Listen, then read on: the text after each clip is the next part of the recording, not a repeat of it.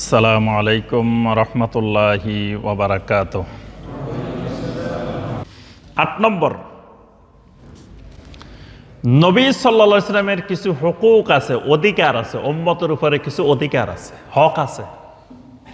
বান্দার উপরে আল্লাহর কিছু হক আছে, আছে না? আমাদের উপরে আল্লাহর কিছু হক আছে, আছে। কি হক বলেন তো দেখি? ১ নম্বর হক কি?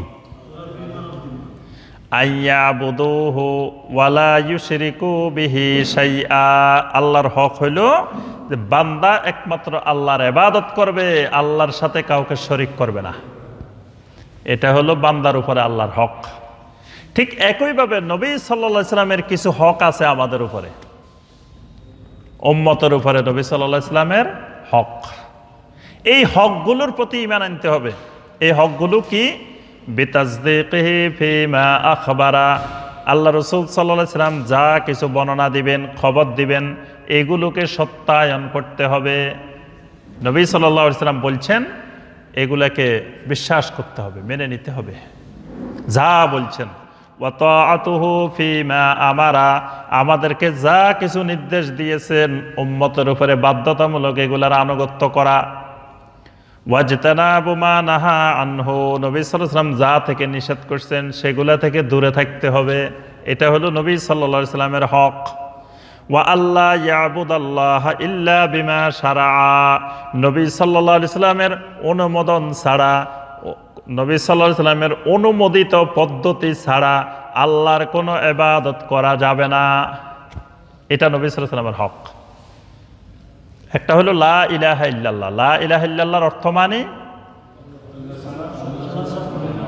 লা নাবুদু ইল্লাল্লাহ, আল্লাহ ছাড়া আমি আর কারো ইবাদত করব না, ইবাদত করব একমাত্র আল্লাহর। মুহাম্মাদুর রাসূলুল্লাহ, এর অর্থ হইল আল্লাহ নাবুদাল্লাহ ইল্লা বিমা শারা, আল্লাহর এমন কোনো ইবাদত করব না যে ইবাদত মুহাম্মদ রাসূলুল্লাহ সাল্লাল্লাহু আলাইহি সাল্লাম নির্ধারণ করে দেন নাই, শিখান নাই। মুহাম্মদ রাসূলুল্লাহ সাল্লাল্লাহু আলাইহি সাল্লামের পদ্ধতির বাহিরে আল্লাহর কোনো ইবাদত করা যাবে না।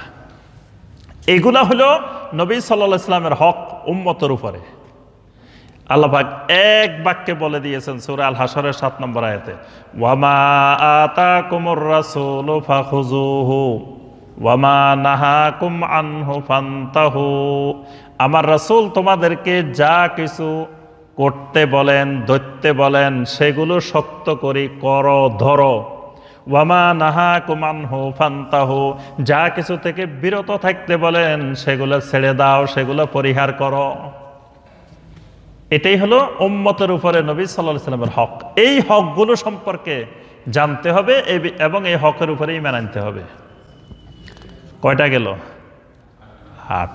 ৯ নম্বর, আল ঈমানু বিআন্নাহু সাল্লাল্লাহু আলাইহি ওয়াসাল্লাম খাতিমুন নাবিয়্যিন।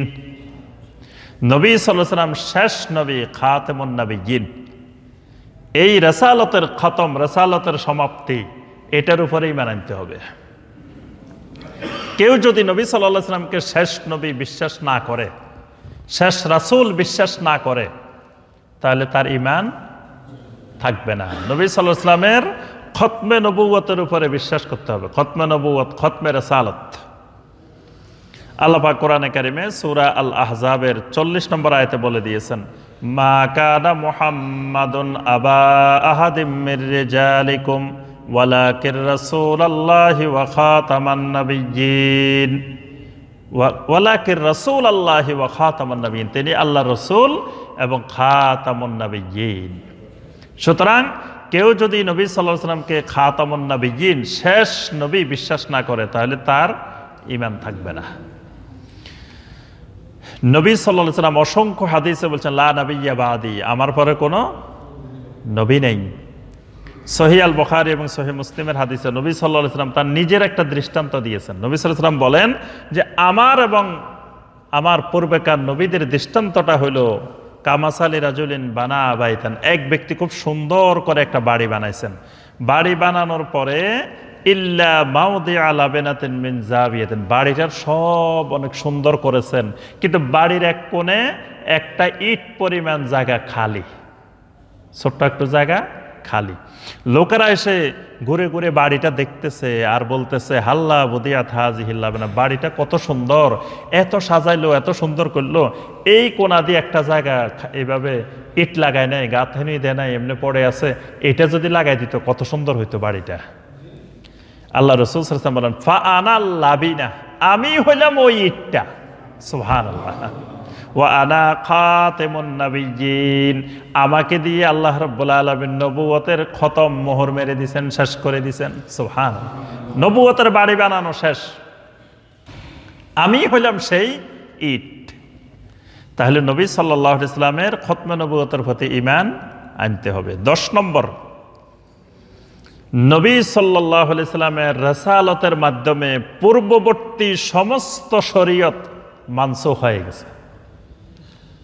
নবী সাল্লাল্লাহু আলাইহি ওয়াসাল্লামের রাসালাতের মাধ্যমে আল্লাহ রাসূল সাল্লাল্লাহু আলাইহি ওয়াসাল্লামকে যখনই আল্লাহ পাক রাসূল বানাই দিলেন, এরপরে নবী সাল্লাল্লাহু আলাইহি ওয়াসাল্লামের আগে যত শরীয়ত দুনিয়াতে এসেছিল সমস্ত শরীয়ত মানসুখ, রহিত হয়ে গেছে।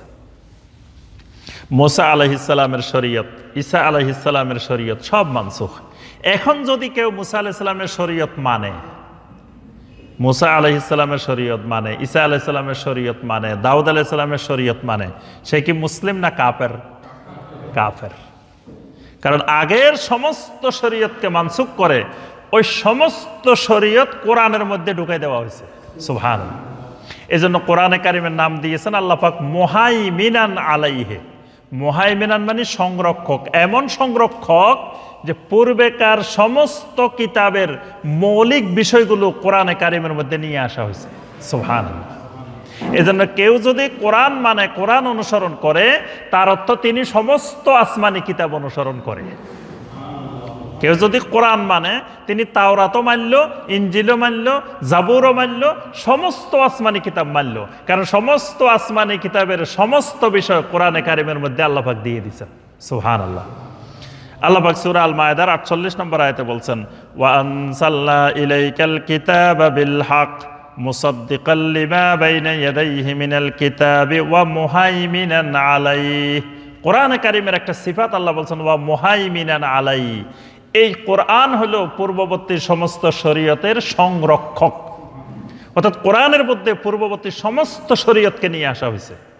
এই জন্য এখন পূর্বেকার সব মানসুখ হয়ে গেছে। 11 নম্বর, নবী সাল্লাল্লাহু আলাইহি সাল্লাম আসার পরে, নবী সাল্লাল্লাহু আলাইহি সাল্লামের রিসালাতের পরে নবী সাল্লাল্লাহু আলাইহি ওয়াসাল্লামের নিয়ে আসা দিন ব্যতীত বাকি সমস্ত দিন মানসুখ। ওই দিনের কেউ অনুসরণ করলে সে জাহান্নামী হবে। আল্লাহ পাক সূরা আলে ইমরানের 85 নম্বর আয়াতে বলছেন ওয়া মান ইয়াবতাগি গায়রাল ইসলামি দীনান ফালান ইউকবালা মিনহু। কেউ যদি ইসলাম ছাড়া অন্য কোনো দিন অনুসন্ধান করে, তালাশ করে, তাহলে ফালান ইউকবালা মিনহু, আল্লাহ পাক সেটাকে কবুল করবেন না। আল্লাহ রাসূল সাল্লাল্লাহু আলাইহি সাল্লাম বলেন, আমার নবুয়তের পরে কোনো ব্যক্তি যদি ইহুদি, নাসারা বা এরকম হয়, এরপরে এই অবস্থায় মারা যায়, আমার রাসালাতের প্রতি ঈমান আনে নাই, সেই ইহুদি অবস্থায় মারা গেছে, নাসারা অবস্থায় মারা গেছে, ইল্লা কানা মিন আসহাবিন নার, সে জাহান্নামের অধিবাসী হবে। কারণ আমার রাসালাতের পরে পূর্ববর্তী সমস্ত দিন মানসুখ হয়ে গেছে। মানে আমি মুহাম্মদ রাসূলুল্লাহ সাল্লাল্লাহু আলাইহি ওয়াসাল্লাম যে দিন নিয়ে এসেছি, এই দিনের প্রতি ঈমান আনা তার জন্য অপরিহার্য।